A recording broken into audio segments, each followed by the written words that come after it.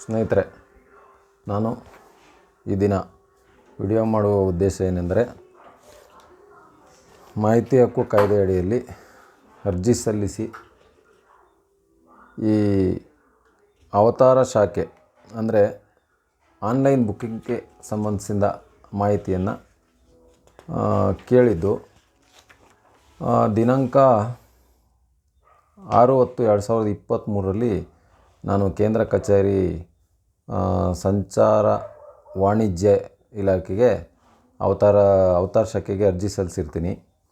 ಆ ಅರ್ಜಿ ವಿಚಾರವೇನೆಂದರೆ, ಸಾರಾಂಶ ಏನೆಂದರೆ, ಕರ್ನಾಟಕ ರಾಜ್ಯ ರಸ್ತೆ ಸಾರಿಗೆ ಸಂಸ್ಥೆಯ ಅಂತರ್ಜಾಲದಲ್ಲಿ ಅಂದರೆ ಆನ್ಲೈನ್ ಟಿಕೆಟ್ ಬುಕ್ ಮಾಡ್ತಾರಲ್ಲ, ಅದರಲ್ಲಿ ಆಸನಗಳನ್ನು ಕಾಯ್ದಿರಿಸಲು, ಸೀಟ್ನ ಕಾಯ್ದಿರಿಸಿರುವ ಪ್ರಯಾಣಿಕರಿಗೆ ಕರ್ತವ್ಯ ನಿರತ ನೌಕರರ ವೈಯಕ್ತಿಕ ಮೊಬೈಲ್ ಸಂಖ್ಯೆಯನ್ನು ಪ್ರಯಾಣಿಕರಿಗೆ ನೀಡಿ, ಅಂದರೆ ನಮ್ಮ ವೈಯಕ್ತಿಕ ಮೊಬೈಲ್ ಸಂಖ್ಯೆನ ನಾವು ಟ್ರಿಪ್ ಶೀಟ್ ತೊಗೋತೀವಲ್ಲ ಅದಕ್ಕೆ ನೀಡಿ, ಮೊಬೈಲ್ ಸಂಖ್ಯೆಯನ್ನು ನೀಡಿ ಪ್ರಯಾಣಿಕರಿಗೆ ನಮ್ಮ ಬಸ್ಗೆ ಬರ್ತಕ್ಕಂಥ ಪ್ರಯಾಣಿಕರಿಗೆ ನಾವೇ ಅವರಿಗೆ ಫೋನ್ ಮಾಡಬೇಕು, ಕರೆ ಮಾಡಬೇಕೆಂಬುದು ಸಾರಿಗೆ ಸಂಸ್ಥೆಯಿಂದ ಹೊರಡಿಸಿರುವ ಸುತ್ತೋಲೆಯನ್ನು ದೃಢೀಕೃತ ನಕಲು ಪ್ರತಿ ಕೊಡಿ ಅಂತ ಕೇಳಿರ್ತೀನಿ. ತಾವು ಕೋರಿರುವ ಮಾಹಿತಿಗೆ ಅವ್ರು ಕೊಟ್ಟಿರ್ತಕ್ಕಂಥ ಮಾಹಿತಿ ಸಂಬಂಧಿಸಿದಂತೆ ಸಾಮಾನ್ಯ ಸ್ಥಾಯಿ ಆದೇಶ ಸಂಖ್ಯೆ 1134/2012 ದಿನಾಂಕ 26/7/2012ರ ಮಾಹಿತಿಯನ್ನು ದೃಢೀಕರಿಸಿ 2 ಪುಟ ಕೊಟ್ಟಿರ್ತಾರೆ. ನಂತರ ಅದನ್ನು ಆಮೇಲೆ ಹೇಳ್ತೀನಿ. ನಂತರ 2ನೇ ಪ್ರಶ್ನೆ, ನೌಕರರ ವೈಯಕ್ತಿಕ ಮೊಬೈಲ್ ಸಂಖ್ಯೆಯಿಂದ ಪ್ರಯಾಣಿಕರ ಮೊಬೈಲ್ ಸಂಖ್ಯೆಗೆ ಕರೆ ಮಾಡಲು ತಗುಲುವ ವೆಚ್ಚವನ್ನು ಸಾರಿಗೆ ಸಂಸ್ಥೆಯಿಂದ ಭರಿಸುವ ಸುತ್ತೋಲೆಯ ದೃಢೀಕೃತ ನಕಲು ಪ್ರತಿ ನೀಡಿ ಅಂತ ಹೇಳ್ತೀನಿ. ಅಂದರೆ ನಮ್ಮ ವೈಯಕ್ತಿಕ ಮೊಬೈಲಿಂದ ಪ್ರಯಾಣಿಕರ ಮೊಬೈಲ್ ಸಂಖ್ಯೆಗೆ ಕರೆ ಮಾಡೋದಕ್ಕೆ ಸಂಸ್ಥೆಯಿಂದ ಯಾವುದಾದ್ರೂ ನಮಗೆ ಪರಿಹಾರ ಹಣವನ್ನು ಕೊಡ್ತಾರಾ ಅಂತ. ಈ ಸಂಬಂಧ ಸಂಚಾರ ವಾಣಿಜ್ಯ ಅವತಾರ ಶಾಖೆಯಲ್ಲಿ ಯಾವುದೇ ಮಾಹಿತಿ ಲಭ್ಯವಿಲ್ಲ ಅಂತ ಹೇಳ್ತಾರೆ. ನಂತರ ಸಾರಿಗೆ ಸಂಸ್ಥೆಯಿಂದ ಅಂತರ್ಜಾಲದಲ್ಲಿ ಕಾಯ್ದಿರಿಸಿರುವ ಪ್ರಯಾಣಿಕರ ಮೊಬೈಲ್ ಸಂಖ್ಯೆಗೆ ನೌಕರರು ಕರೆ ಮಾಡಲು ತಗುಲುವ ವೆಚ್ಚವನ್ನು ಸಾರಿಗೆ ಸಂಸ್ಥೆಯಿಂದ ನೌಕರರ ಖಾತೆಗೆ ಸಂದಾಯ ಮಾಡಿರುವ ನೌಕರರ ಹೆಸರು, ಬಿಲ್ಲೆ ಸಂಖ್ಯೆ ಅನ್ನೊಳಗೊಂಡಂತೆ ಹಣದ ಮಾಹಿತಿಯನ್ನು ದೃಢೀಕರಿಸಿ ನೀಡಿ ಅಂತ ಹೇಳ್ತೀನಿ. ಅಂದರೆ ಒಂದು ವೇಳೆ ಆ ಥರದ್ದು ಏನಾದರೂ ಇದ್ದರೆ, ಯಾರಾದರೂ ನೌಕರರಿಗೆ ಸಂಸ್ಥೆಯಿಂದ ನಿಮಗೆ ಮೊಬೈಲ್ಗೆ ಫೋನ್ ಮಾಡೋದಕ್ಕೆ ಇಷ್ಟು ದುಡ್ಡನ್ನು ಕೊಡ್ತಾಯಿದ್ದೀವಿ ಅಂತ ಹೇಳಿ ಯಾವುದಾದ್ರೂ ಮಾಹಿತಿ ಇದ್ದರೆ ಅದರದ್ದು ದಾಖಲೆ ಕೊಡಿ ಅಂತ ಹೇಳ್ತೀನಿ. ಇದಕ್ಕೂ ಕೂಡ ಅವತಾರ ಶಾಖೆಯಲ್ಲಿ ಯಾವುದೇ ಮಾಹಿತಿ ದಾಖಲೆ ಲಭ್ಯವಿರುವುದಿಲ್ಲ ಅಂತ ಹೇಳ್ತಾರೆ. ನೆಕ್ಸ್ಟು, ಅಂತರ್ಜಾಲದಲ್ಲಿ ಮುಂಗಡ ಬುಕ್ಕಿಂಗ್ ಮಾಡಿರುವ ಪ್ರಯಾಣಿಕರ ಮೊಬೈಲ್ಗೆ ಕರೆ ಮಾಡಿ ಸಾರಿಗೆ ಸಂಸ್ಥೆಯಿಂದ ನಿಗದಿಪಡಿಸಿರೋ ಸಮಯದಿಂದ ಇಂತಿಷ್ಟು ಹೊತ್ತು ಆ ಪ್ರಯಾಣಿಕರು ನಮ್ಮ ಬಸ್ಸಿಗೆ ಬರುವವರೆಗೂ ವಾಹನವನ್ನು ನಿಲ್ಲಿಸಿಕೊಂಡು ಸಮಯವನ್ನು ನಿಗದಿಪಡಿಸಿ ನೌಕರರಿಗೆ ಕಾಯಲು ಸಾರಿಗೆ ಸಂಸ್ಥೆಯಿಂದ ಹೊರಡಿಸಿರುವ ಸುತ್ತೋಲೆಯನ್ನು ದೃಢೀಕರಿಸಿ ನೀಡಿ ಅಂತ. ಅಂದರೆ ಈ ಪ್ರಯಾಣಿಕರು ನಮ್ಮ ಬಸ್ಸಿಗೆ ಬರ್ತಕ್ಕಂಥದ್ದು ಈಗ ಯಾವುದು 2:30ಗೆ ನಾನು ಹೊರಡಬೇಕು, ಟ್ರಿಪ್ ಶೀಟ್ ಟೈಮ್ ಬಂದ್ಬಿಟ್ಟು 2:30 ಅಂತ ಇರುತ್ತೆ.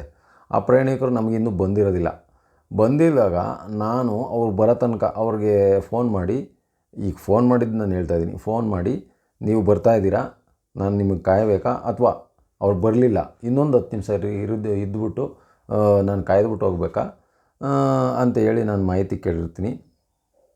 ಒಂದಷ್ಟು ಹೊತ್ತು ನಿಲ್ಲಿಸ್ಕೊಂಡು ಅವ್ರು ಪ್ರಯಾಣಿಕರು ಬರೋಗಂಟ ಕಾಯ್ಕೊಂಡಿರಬೇಕು ಅನ್ನೋ ಒಂದು ಯಾವುದಾದ್ರೂ ಸರ್ಕ್ಯುಲರ್ ಇದೆಯಾ ಅಂತ ಕೇಳಿರ್ತೀನಿ. ಈ ಸಂಬಂಧ ಸಂಚಾರ ಶಾಖೆಯಲ್ಲಿ ಅವತಾರ ಶಾಖೆಯಲ್ಲಿ ಯಾವುದೇ ಮಾಹಿತಿ ದಾಖಲೆಗಳು ಲಭ್ಯವಿಲ್ಲ ಅಂತ ಹೇಳ್ತಾರೆ. ಇದಕ್ಕೂ ಕೂಡ ಮಾಹಿತಿ ಇಲ್ಲ. ಪ್ರಯಾಣಿಕರು ಮುಂಗಡ ಆಸನ ಬುಕ್ಕಿಂಗ್ ಮಾರ್ಗದ ಟ್ರಿಪ್ ಶೀಟ್ ಪಡೆಯಲು ನಿರ್ವಾಹಕರ ವೈಯಕ್ತಿಕ ಮೊಬೈಲ್ ನಂಬರನ್ನು ಕೊಡಲೇಬೇಕೆಂದು ಸಾರಿಗೆ ಸಂಸ್ಥೆಯಿಂದ ಸುತ್ತೋಲೆ ಹೊರಡಿಸಲು ದೃಢೀಕೃತ ನಕಲು ಪ್ರತಿ ನೀಡಬೇಕಾಗಿ ಮನವಿ ಅಂತ ಕೇಳಿರ್ತೀನಿ. ಅದಕ್ಕೂ ಕೂಡ 1134 ಸರ್ಕ್ಯುಲರ್ನ ಕೊಟ್ಟಿರ್ತೀವಿ ಅಂತ ಹೇಳಿರ್ತಾರೆ. ಆ ಸರ್ಕ್ಯುಲರ್ನ ಮಾಹಿತಿನ ನಾನು ನಿಮಗೆ ತಿಳಿಸ್ತೀನಿ. ಸ್ನೇಹಿತರೆ, ಅವರು ಕೊಟ್ಟಿರ್ತಕ್ಕಂಥ ಮಾಹಿತಿ ಇದಾಗಿರ್ತದೆ ನೋಡಿ. ಆ ದಾಖಲೆಯನ್ನು ತಮಗೆ ಈ ಲೈವ್ ಮುಖಾಂತರ ತೋರಿಸ್ತಾ ಇದ್ದೀನಿ. ಈ ರೀತಿ ಮಾಹಿತಿಯನ್ನು ನೀಡಿರ್ತಾರೆ.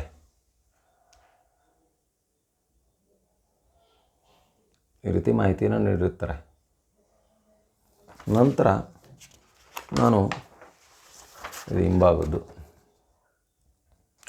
ನಂತರ ನಾನೇನು ಮಾಡ್ತೀನಿ, ಈ ಒಂದು ಮಾಹಿತಿಗೆ ಅಪೀಲ್ ಆಗ್ತೀನಿ. ಇದು ಮಾಹಿತಿ ಸರಿ ಇಲ್ಲ ನೀವು ಕೊಟ್ಟಿರೋದು. ಯಾಕೆಂತಂದರೆ ನಾವು ಕಾಯಲೇಬೇಕು, ನಾವು ಹತ್ತಿಸ್ಕೊಂಡು ಹೋಗಲೇಬೇಕು, ಮತ್ತು ನೀವು ಹತ್ತಿಸ್ಕೊಂಡು ಹೋಗಿಲ್ಲ ಅಂಥೇಳಿ ಕೆಲವೊಂದಷ್ಟು ಜನಕ್ಕೆ ಈಗ ಆಲ್ರೆಡಿ ಪನಿಷ್ಮೆಂಟ್ ಮಾಡಿರ್ತಾರೆ. ಮತ್ತು ಪ್ರಯಾಣಿಕರು ದೂರು ಸಲ್ಲಿಸಿರ್ತಾರೆ, ಅದಕ್ಕೆ ಪನಿಷ್ಮೆಂಟ್ ಮಾಡಿರ್ತಾರೆ. ಮತ್ತು ಎಷ್ಟೋ ಜನ ನೌಕರರಿಗೆ ಡಿಪೋಗಳನ್ನ ಚೇಂಜ್ ಮಾಡಿರ್ತಾರೆ. ಇದೆಲ್ಲ ಪನಿಷ್ಮೆಂಟ್ ಆಗ್ತಾ ಇರ್ತದೆ. ಅದಕ್ಕೆ ಸಂಬಂಧಪಟ್ಟಂಗೆ ನಾನು ಏನು ಮಾಡ್ತೀನಿ, ಇವತ್ತು ಮಾನವ ಮಾಹಿತಿ ಆಯೋಗದ ಮೊರೆನ ನಾನು 37/2024 ಹೋಗಿರ್ತೀನಿ. Second appeal ಸಲ್ಲಿಸಿರ್ತೀನಿ. ಇವತ್ತು ವಿಚಾರಣೆ ಇರುತ್ತೆ. ವಿಚಾರಣೆಗೆ ಬಂದಂತಹ ಅವತಾರ್ ಶಾಖೆಯ ಶ್ರೀ ಅಧಿಕಾರಿಯವರು ಈ ಸರ್ಕ್ಯುಲರ್ನ ಕೊಡ್ತಾರೆ. ಸರ್ಕ್ಯುಲರ್ನ ಮಾಹಿತಿ ಆಯುಕ್ತರು ಓದ್ತಾರೆ. ಅದು ಸರ್ಕ್ಯುಲರು ಇಂಗ್ಲೀಷಲ್ಲಿರುತ್ತೆ. ಆ ಫಸ್ಟ್ ಕೇಸೇ ನಂದಾಗಿರ್ತದೆ. ಸರ್ಕ್ಯುಲರ್ನ ಪೂರ್ಣ ಪ್ರಮಾಣದಲ್ಲಿ ಓದ್ತಾರೆ. ಇದೇ ಸರ್ಕ್ಯುಲರು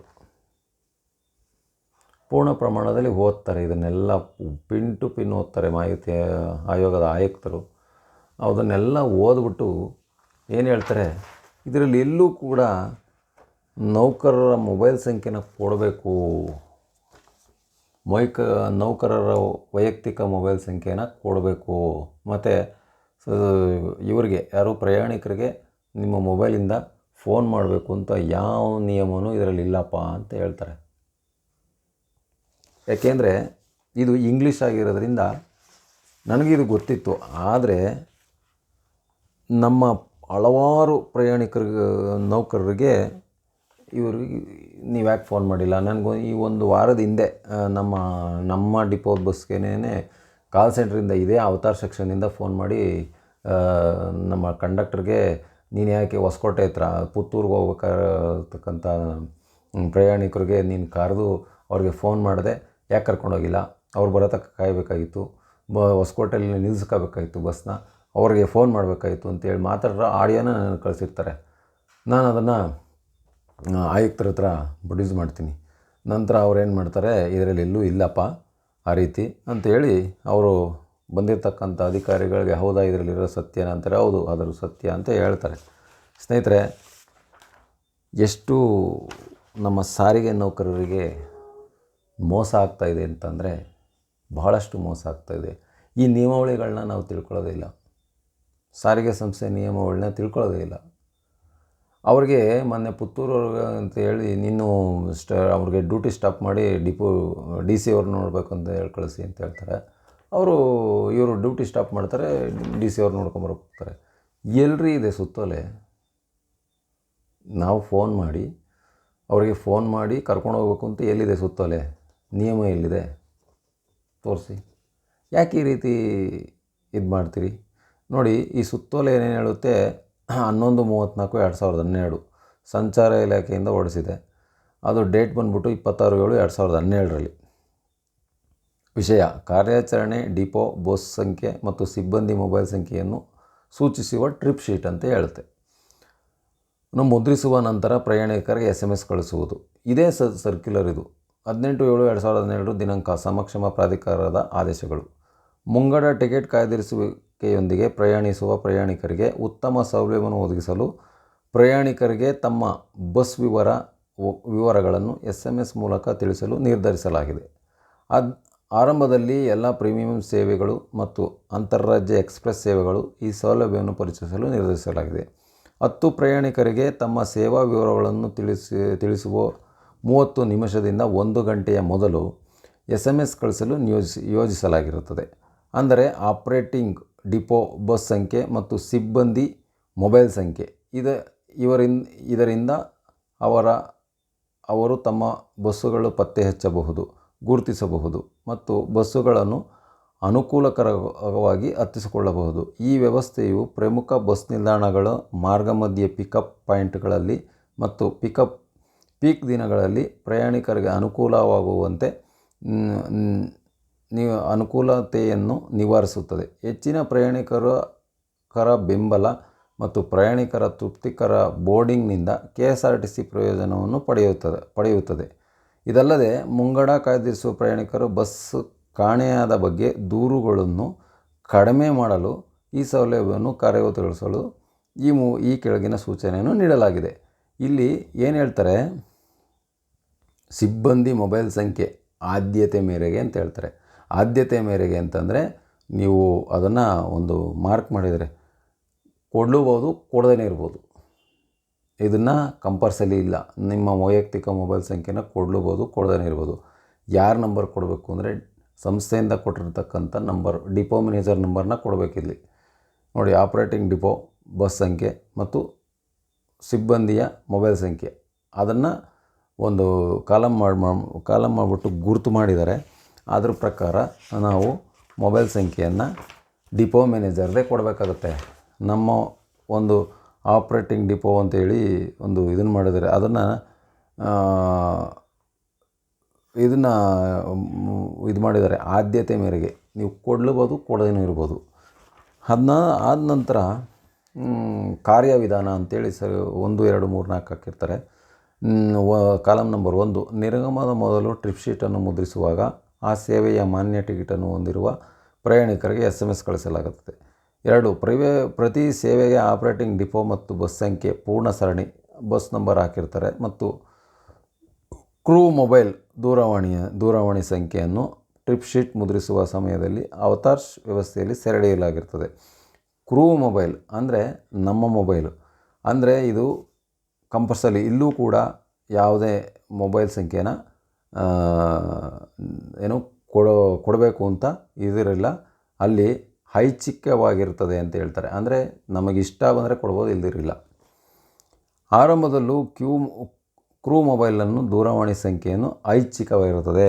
ಅದನ್ನೇ ಹೇಳಿದ್ದು. ನಮ್ಮ ಇಷ್ಟ ಬಂದರೆ ಕೊಡ್ಬೋದು, ಇಲ್ಲ ಅಂತಂದರೆ ಇಲ್ಲ. Crew mobile telephone number will be optional. ಅಂದರೆ ಆಪ್ಷನಬಲ್ ಅಂದರೆ ಕೊಡ್ಬೋದು, ಕೊಡದೇನೂ ಇರ್ಬೋದು. ಅದೇ ಯಾವುದೂ ನಿಯಮ ಇಲ್ಲ. ಸೆಂಡ್ SMS ಎಂಬ ಚೆಕ್ ಬಾಕ್ಸನ್ನು ಒದಗಿಸಲಾಗುವುದು. ಇದರಿಂದ ಕಚೇರಿ ದಾಖಲೆಗಳಿಗಾಗಿ ಟ್ರಿಪ್ ಶೀಟ್ಗಳನ್ನು ಮುದ್ರಿಸುವ ಸಮಯದಲ್ಲಿ ನಿರ್ಗಮಿಸಿದ ನಂತರ SMS ಕಳಿಸುವುದನ್ನು ನೀಡಬಹುದು. ಸೆಂಡ್ SMS ಆಯ್ಕೆಯೊಂದಿಗೆ ಮುದ್ರಿಸಲಾದ ಟ್ರಿಪ್ ಶೀಟ್ಗಳಲ್ಲಿ ಆಪ್ರೇಟಿಂಗ್ ಡಿಪೋ ಬಸ್ ಸಂಖ್ಯೆ, ಕ್ರೂ ಮೊಬೈಲ್ ಟೆಲಿಫೋನ್ ಸಂಖ್ಯೆ ಅಂತ ಹೇಳಿರ್ತಾರೆ. ನೋಡಿ, ಇಲ್ಲೇ ಇದೆ ಮೊಬೈಲ್ ಸಂಖ್ಯೆ, ದೂರವಾಣಿ ಸಂಖ್ಯೆ ಅಂತ ಹೇಳ್ತಾರೆ. ಅಂದರೆ ನಮ್ದು ಯಾವುದೋ ಮೊಬೈಲ್ ಸಂಖ್ಯೆನ ಕೊಡೋಂಗಿಲ್ಲ, ಎಲ್ಲ ಕೂಡ ದೂರವಾಣಿ ಸಂಖ್ಯೆ ಅಂತಲೇ ಹೇಳಿರ್ತಾರೆ. ದೂರವಾಣಿ ಅಂದರೆ ಸ್ಥಿರ ದೂರವಾಣಿ. ನಾವು ಕಾಲ್ ಸೆಂಟರ್ ನಂಬರು ಕೊಡ್ಬೋದು ನಮ್ಮ ಟ್ರಿಪ್ ಶೀಟ್ ಜನ್ರೇಟ್ ಮಾಡೋದಕ್ಕೆ. ನಮ್ಮ ವೈಯಕ್ತಿಕ ಮೊಬೈಲ್ ಸಂಖ್ಯೆನ ಕೊಡೋಂಗಿಲ್ಲ. ಮುದ್ರಿಸುವಾಗ ಹೆಚ್ಚುವರಿ ಕ್ಷೇತ್ರಗಳಿಗೆ 3 ಹೆಚ್ಚುವರಿ ಕ್ಷೇತ್ರಗಳಾಗಿರ್ತವೆ. ಅವತಾರ್ ವ್ಯವಸ್ಥೆಯು ಪ್ರಯಾಣಿಕರ ಮೊಬೈಲ್ ದೂರವಾಣಿ ಸಂಖ್ಯೆಗೆ ಟ್ರಿಪ್ ಶೀಟ್ನಲ್ಲಿ ಟ್ರಿಪ್ ಕೋಡ್, ಪ್ರಯಾಣ ದಿನಾಂಕ, ಕಾರ್ಯಾಚರಣೆ, ಡಿಪೋ ಬಸ್ ಸಂಖ್ಯೆ ಮತ್ತು ಸಿಬ್ಬಂದಿ ದೂರವಾಣಿ ಸಂಖ್ಯೆ ಎಂದು ಸೂಚಿಸುವ SMS ಕಳಿಸಲಾಗಿರುತ್ತದೆ. ಸಿಬ್ಬಂದಿ ಮೊಬೈಲ್ ಸಂಖ್ಯೆ ನೀಡಿದರೆ ಸಿಬ್ಬಂದಿ ಮೊಬೈಲ್ ಸಂಖ್ಯೆ ಇಲ್ಲದೆಯೇ SMS ಕಳಿಸಲಾಗುತ್ತದೆ. ನೋಡಿ, ಇದು ಬಹಳ ಮುಖ್ಯ. 6ನೇ ಪಾಯಿಂಟು, ಸಿಬ್ಬಂದಿ ಮೊಬೈಲ್ ಸಂಖ್ಯೆ ನೀಡದಿದ್ದರೆ ಸಿಬ್ಬಂದಿ ಮೊಬೈಲ್ ಸಂಖ್ಯೆ ಇಲ್ಲದೆಯೇ SMS ಕಳಿಸ್ಬೇಕು. ಇದು ಇಲ್ಲಿ ಇದೆ ನೋಡಿ ಇಂಗ್ಲೀಷಲ್ಲಿ. If crew mobile number is not provided SMS will be scent without crew mobile number ಅಂತ ಹೇಳ್ಬಿಟ್ಟಿದೆ. ನೀವು ಮೊಬೈಲ್ ನಂಬರ್ ಕೊಡಲಿಲ್ಲ ಅಂದರೂ ಅವರು ಮೆಸೇಜ್ ಹೋಗುತ್ತೆ, ಟ್ರಿಪ್ ಶೀಟ್ ತೆಗಿಬೋದು. ಓಕೆ. ಅದಾದ ನಂತರ ಬಸ್ ಸಂಖ್ಯೆ ಮತ್ತು ಅಥವಾ ಸಿಬ್ಬಂದಿ ಮೊಬೈಲ್ ಸಂಖ್ಯೆಯೊಂದಿಗೆ ಮುದ್ರಿಸಲಾದ ಟ್ರಿಪ್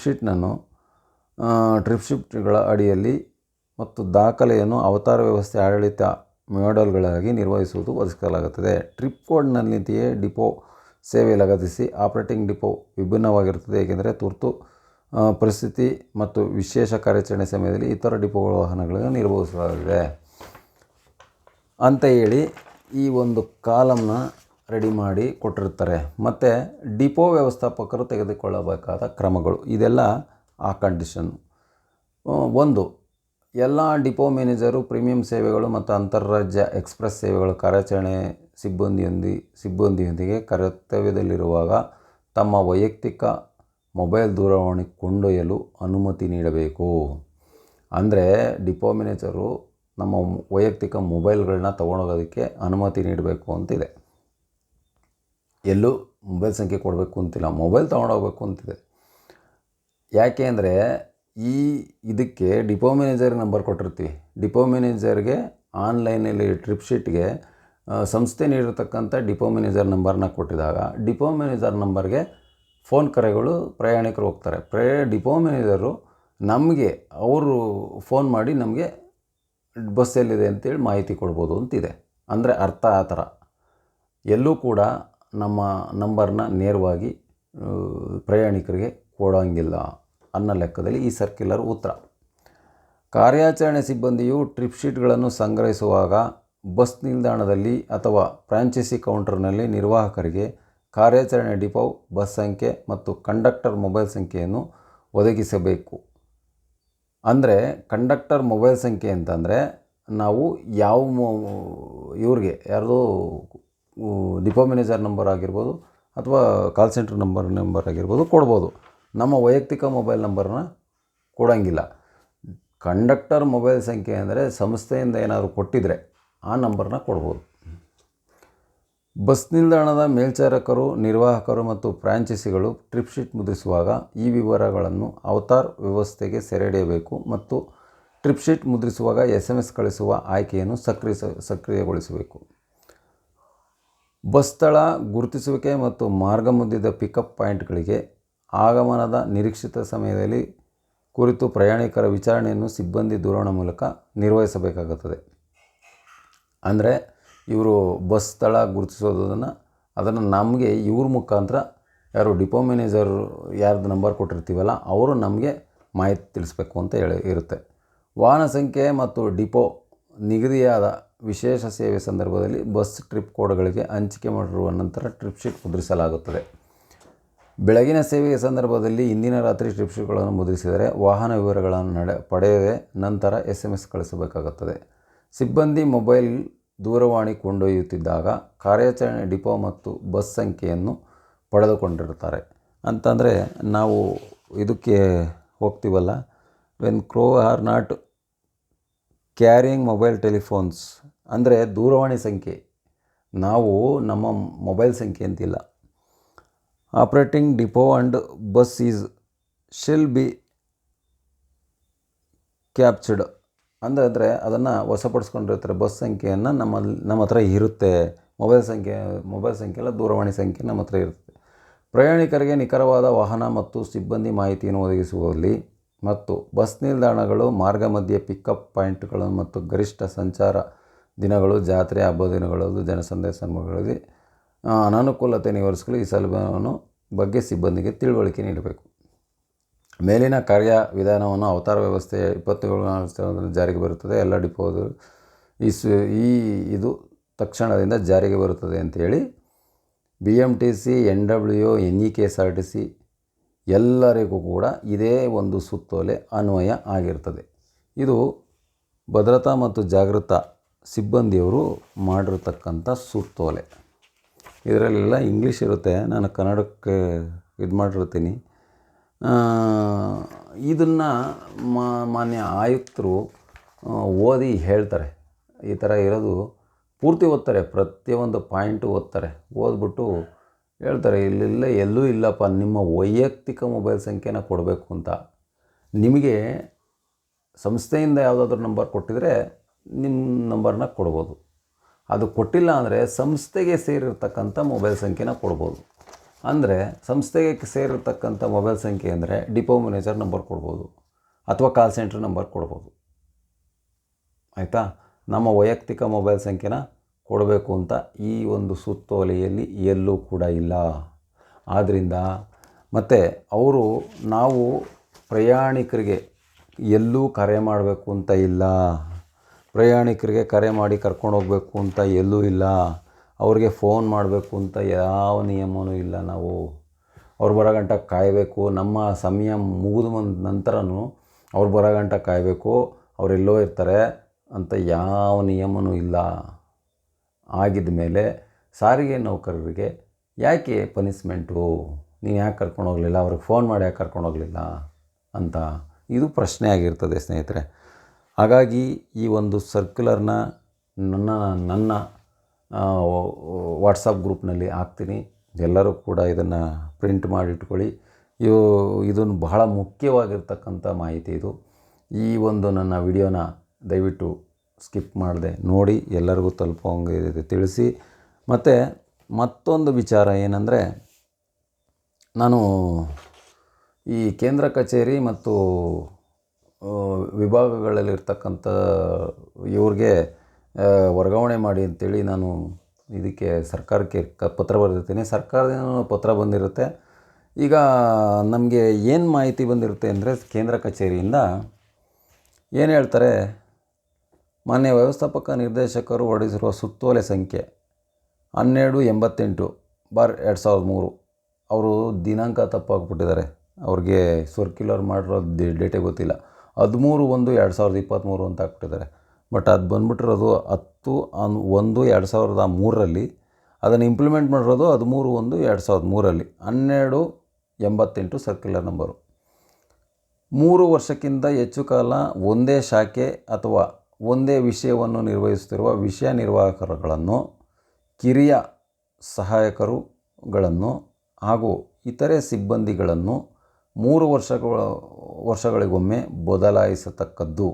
ವಿಶೇಷವಾಗಿ ಯಾರ್ಯಾರಿಗೆ ಅಂತ, ವಿಶೇಷವಾಗಿ ನಗದು ಸಲಕರಣೆ ಹಾಗೂ ಶಿಸ್ತು ಪಾಲನಾ ಶಾಖೆಯಲ್ಲಿ ಕಾರ್ಯನಿರ್ವಹಿಸುತ್ತಿರುವ ಎಲ್ಲ ಉದ್ಯೋಗಗಳನ್ನು ಯಾವುದೇ ಕಾರಣಕ್ಕೂ, ನೋಡಿ ಎಂಥ ಚೆನ್ನಾಗಿರೋ ಪದ ಬಳಸವ್ರೆ, ಯಾವುದೇ ಕಾರಣಕ್ಕೂ 3 ವರ್ಷಗಳಿಗಿಂತ ಹೆಚ್ಚು ದಿನ ಶಾಖೆಯಲ್ಲಿ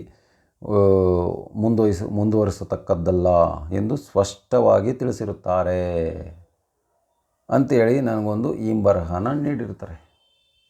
ಇಲ್ಲಿ ನೀಡಿದ್ದಾರೆ.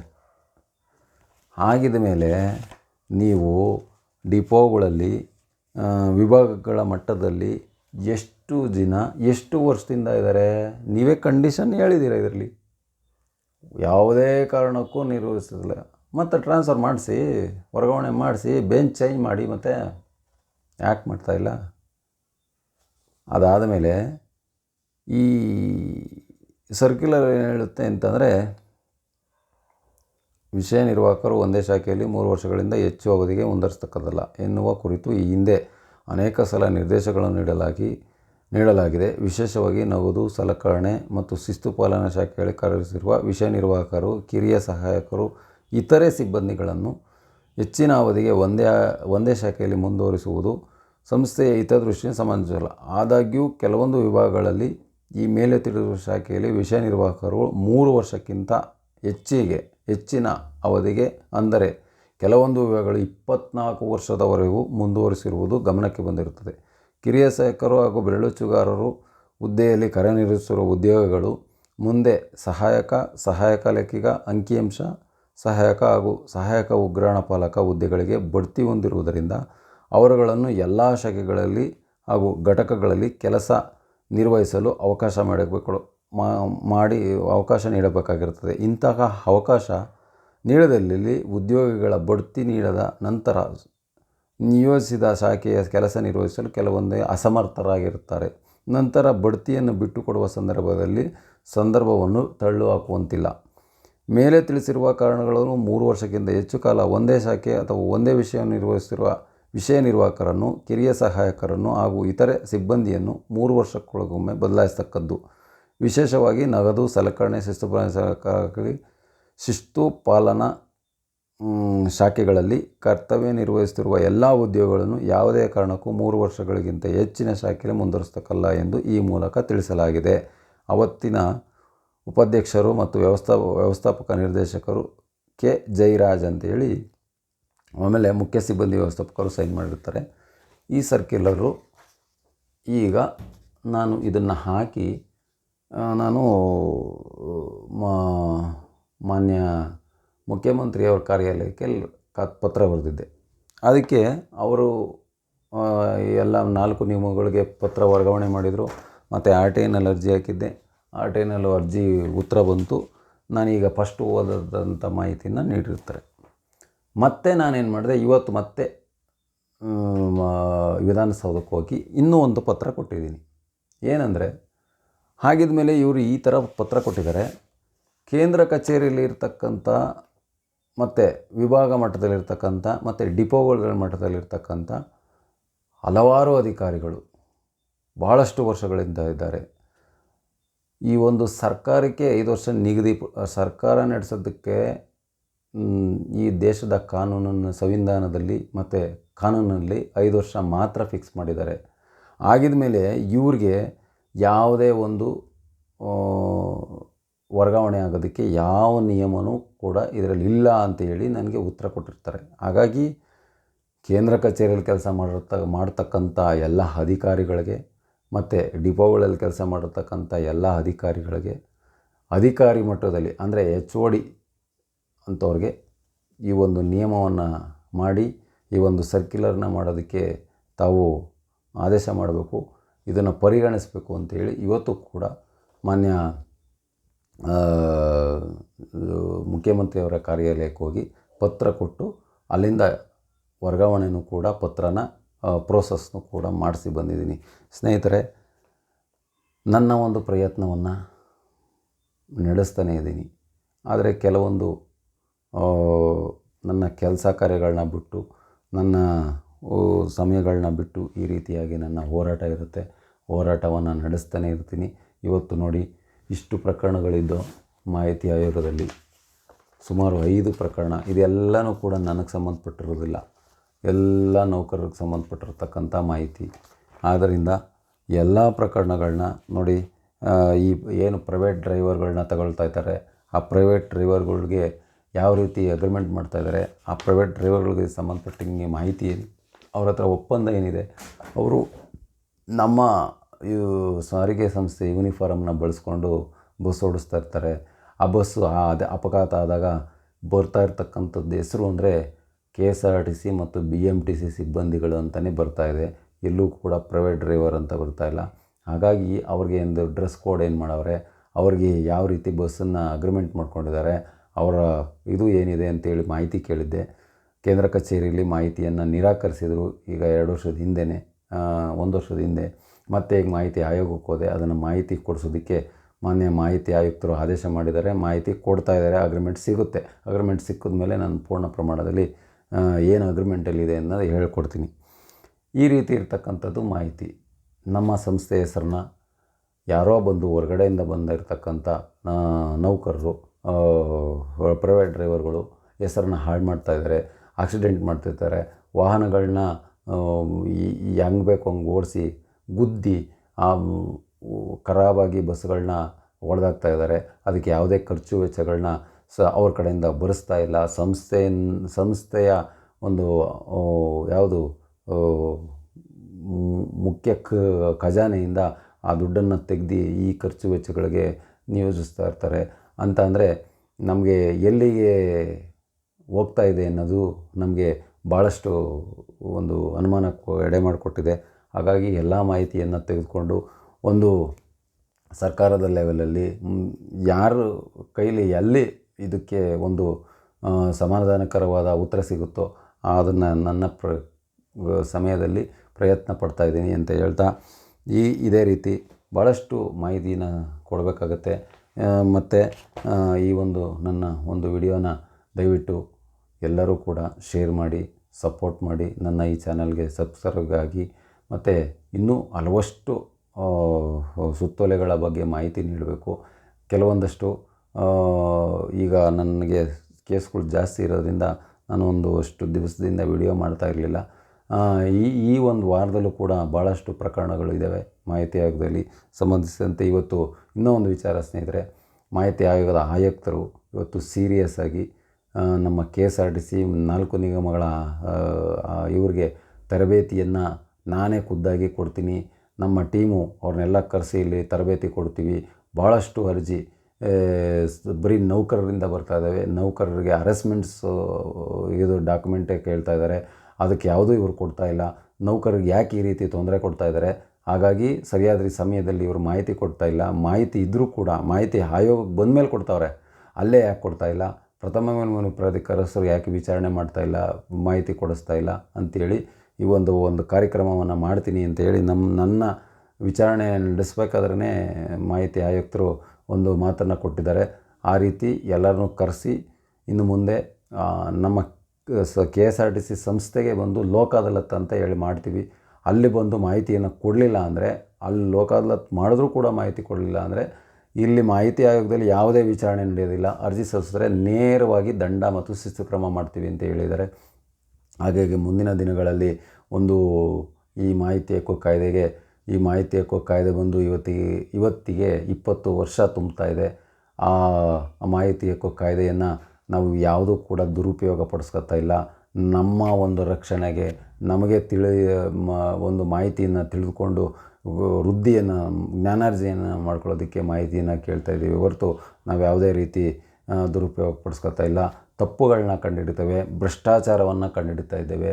ಸಂಸ್ಥೆಯಲ್ಲಿ ಆಗ್ತಕ್ಕಂಥ ಆಗುಹೋಗುಗಳು ಎಷ್ಟೋ ಮಾಹಿತಿ ಗೊತ್ತಿಲ್ಲ, ಆ ಮಾಹಿತಿಗಳನ್ನ ತಿಳ್ಕೊತಾ ಇದ್ದೇವೆ. ಹಾಗಾಗಿ ನಾವು ಯಾವುದೂ ಕೂಡ ಈ ಒಂದು ಮಾಹಿತಿ ಹಕ್ಕು ಕಾಯ್ದೆಯನ್ನು ದುರುಪಯೋಗ ಪಡಿಸ್ಕೊತಾ ಇಲ್ಲ. ಈ ಕಾಯ್ದೆ ಬಂದ್ಬಿಟ್ಟು 20 ವರ್ಷ ಆಗಿದೆ. ಆ ಇವತ್ತು ಒಂದು ಸಂಭ್ರಮಾಚರಣೆಯನ್ನು ಮಾಡಿದ್ದಾರೆ. ನಾಳೆನೂ ಕೂಡ ಸರ್ಕಾರದಿಂದ ಒಂದು ಸಂಭ್ರಮಾಚರಣೆ ಮಾಡುವ ಇದಿದೆ ಅಂತೆ. ಇವತ್ತಿತ್ತು ನಾಳೆನೋ ಒಟ್ಟಲ್ಲಿ ಇದೆಯೇ ಅಂತ ಹೇಳ್ತಾ ಇದ್ದಾರೆ. ಆದ್ದರಿಂದ ನೋಡಿ ಸ್ನೇಹಿತರೆ, ಈ ಒಂದು ಕಾಯ್ದೆ ಅಡಿಯಲ್ಲಿ ಎಲ್ಲರಿಗೂ ಕೂಡ ನಾನು ಮಾಹಿತಿ ಹಕ್ಕು ಕಾಯ್ದೆಯಲ್ಲಿ ಅರ್ಜಿ ಸಲ್ಲಿಸಿ ಅಂತ ಹೇಳಿರ್ತೀನಿ. ಭಾಳಷ್ಟು ಜನ ನನಗೆ ಫೋನ್ ಮಾಡ್ತಿರ್ತಾರೆ, ಸರ್ ಆ ಸರ್ಕ್ಯುಲರ್ ಇದೆಯಾ, ಈ ಸರ್ಕ್ಯುಲರ್ ಇದೆ, ಹಂಗಿದೆಯಾ ಅಂತ. ನಿಮಗೆಲ್ಲ ಕೂಡ ಹೇಳ್ಕೊಟ್ಟಿದ್ದೀನಿ. ನೀವೇ ನಿಮ್ಮ ವಿಭಾಗ ವ್ಯಾಪ್ತಿಯಲ್ಲಿ ಅರ್ಜಿ ಸಲ್ಲಿಸಿ ಮಾಹಿತಿಯನ್ನು ತೊಗೊಳ್ಳಿ. ಮಾಹಿತಿ ನನ್ನ ಹತ್ರ ಇತ್ತು ಅಂದರೆ ನನ್ನ ಗ್ರೂಪಲ್ಲಿ ಹಾಕ್ತೀನಿ. ಆ ಗ್ರೂಪಲ್ಲಿ ಇರ್ತಕ್ಕಂಥ 24 ಗಂಟೆ ಸಮಯದಲ್ಲಿ ನೀವು ಡೌನ್ಲೋಡ್ ಮಾಡಿ ಪ್ರಿಂಟ್ ಮಾಡ್ಕೊಳ್ಳಿ. ಮತ್ತು ಅದಕ್ಕೋಸ್ಕರನೇ ಫೋನ್ ಮಾಡಬೇಡಿ. ಯಾಕೆಂದರೆ ಎಲ್ಲ ಸರ್ಕ್ಯುಲರ್ನೂ ನಾನು ತಕ್ಷಣ ನನ್ನ ಜೋಬಲ್ಲಿ ಇಟ್ಕೊಂಡು ನೀವು ಕೇಳಿದ ತಕ್ಷಣ ಹಾಕೋದಕ್ಕಾಗೋದಿಲ್ಲ. ನಾನು ಕರ್ತವ್ಯ ನಿರ್ವಹಿಸ್ತಾ ಇರ್ತೀನಿ. ಮತ್ತು ಭಾಳಷ್ಟು ಫೋನ್ ಕಾಲ್ಸ್ಗಳು ಬರ್ತವೆ, ಮರ್ತೋಗ್ಬಿಡುತ್ತೆ. ಹಾಗಾಗಿ ನಿಮಗೆ ಸಂಬಂಧಪಟ್ಟಿಂದ ನಿಮಗೆ ಏನು ಸರ್ಕ್ಯುಲರ್, ನಿಮ್ಮ ತಲೆಗೆ ಏನು ಪ್ರಶ್ನೆ ಬರುತ್ತೋ ಅದನ್ನು ನೇರವಾಗಿ ಮಾಹಿತಿ ಹಕ್ಕು ಕಾಯ್ದೆಯಲ್ಲಿ ಅರ್ಜಿ ಸಲ್ಲಿಸಿ ಮಾಹಿತಿಯನ್ನು ತೊಗೊಂಡು ನಿಮಗೆ ಯಾವ ಥರ ಬೇಕೋ ಅದನ್ನು ನಿಮ್ಮ ಡಾಕ್ಯುಮೆಂಟ್ ಇಟ್ಕೊಂಡು ನಿಮ್ಮ ರಕ್ಷಣೆಯನ್ನು ಮಾಡ್ಕೊಳ್ಳಿ ಅಂತ ಹೇಳ್ತಾ ಈ ಒಂದು ವಿಡಿಯೋವನ್ನು ಮುಗಿಸ್ತಾ ಇದ್ದೀನಿ.